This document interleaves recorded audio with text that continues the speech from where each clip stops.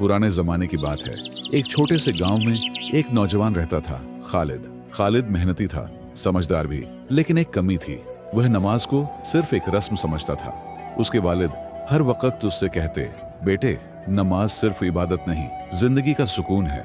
मगर खालिद हर बार कोई ना कोई बहाना बना देता। मैं थक गया हूँ, वक्त नहीं है।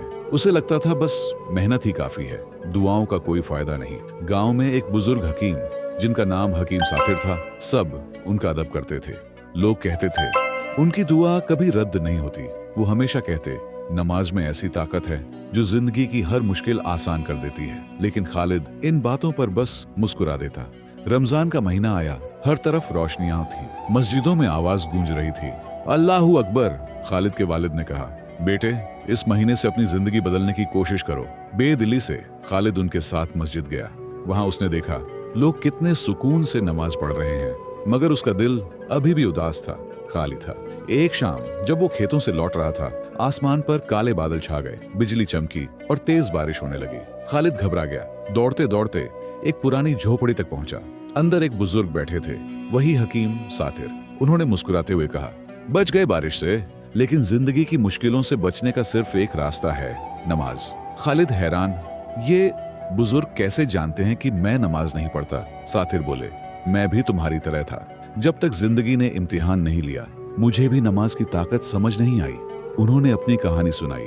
मेरा बेटा बीमार था, कोई दवा काम नहीं करती थी। तब मैंने नमाज और दुआ का सहारा लिया और अल्लाह ने मेरी दुआ कबूल कर ली। खालिद चुपचाप सुनता रहा। कुछ उसके दिल में बदलने लगा। अगले दिन सातिर ने कहा, कल असर की नमाज के बाद मिलना, कुछ दिखाना है। दूसरे दिन खालिद गया। सातिर उसे जंगल के अंदर एक चश्मे तक ले गए। कहा, जब मैंने शुक्रिया की नमाज पढ़ी थी, अल्लाह ने यहाँ पानी का मोजज़ा दिखाया। खालिद ने वो पानी पिया, ठंडा, मीठा, सुकून भरा। उस दिन खालिद के अंदर कुछ जग गया। रात को उसने पहली बार खुद से मगरिब की नमाज पढ़ी और पहली बार उसके दिल में सुकून उतर गया। कुछ दिन बाद उसके वालिद बीमार पड़ गए, दवाइयां बेअसर थीं। खालिद ने याद किया सातिर की बात, नमाज में शिफा है। उस रात वो उठकर तहज्जुद में रो पड़ा, या अल्लाह मेरे वालिद को सेहत दे। सुबह जब उठा, वालिद का बुखार उतर गया था। उस दिन खालिद का यकीन पूरा हो गया, नमाज सच में जिंदगी बदल देती है। फिर खालिद रोज सातिर के पास जाने लगा। वो उससे कहते, जैसे जिस्म खाने के बगैर कमजोर हो जाता है, वैसे रूह नमाज के बगैर मुरझा जाती है।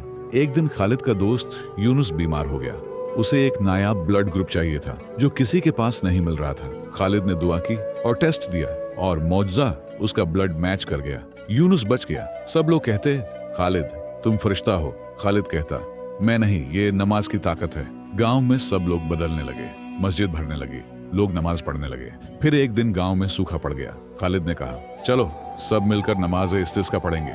सब लोग एक मैदान में इकट्ठा हुए, दुआ की। पहले आसमान साफ था, लेकिन कुछ देर बाद बादल छा गए और बरसात होने लगी। सब लोग रो पड़े, अल्लाह हमसे राजी हो गया।